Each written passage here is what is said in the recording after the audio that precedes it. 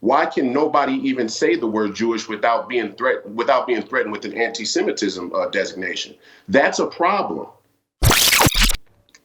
I think that anti-Semitism has become one of the identity scapegoats that people have used to avoid having very necessary conversations. Okay, and one of the necessary conversations, me as a Black athlete, is to say, I have to be able to say, to have an honest discourse, that Black people have been duped by a Black elite who are in direct collaboration with the Jewish elite.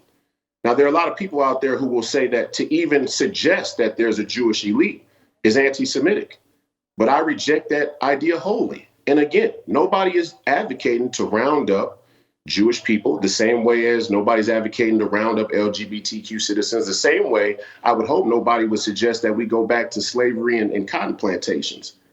But all of these protected identities stop us from being able to have very necessary conversations. And one of them is that the middlemen of entertainment, the brokers of entertainment, are the assumed and perceived go-between for a lot of these athletes. What you're basically saying is what Dave Chappelle said in The Closer. If people really paid attention to The Closer, it was all of his jokes were sandwiched in between two Space Jews jokes.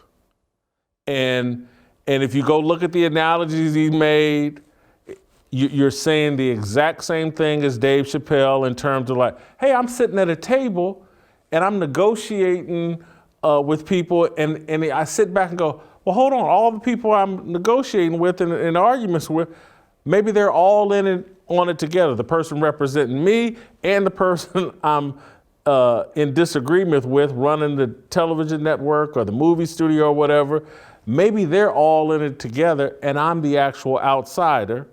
And Dave's. That's to 100%. But that's a very different claim than to say that all Jewish people are involved in a nefarious conspiracy. What it's saying is that there is a Jewish elite that, in the similar fashion of a Black elite or a WASP elite or an LGBTQ elite, that have people in common, which create a conflict of interest when it comes to saying things that go against the accepted, establishment-driven status quo narrative. So why can nobody even say the word Jewish without being threatened with an anti-Semitism designation? That's a problem. And we have to address those first before we can have a fair and balanced conversation about where we are in society. And it goes for gender, it goes for racism. I have to be able to say there's a Black bourgeoisie and they're sellouts.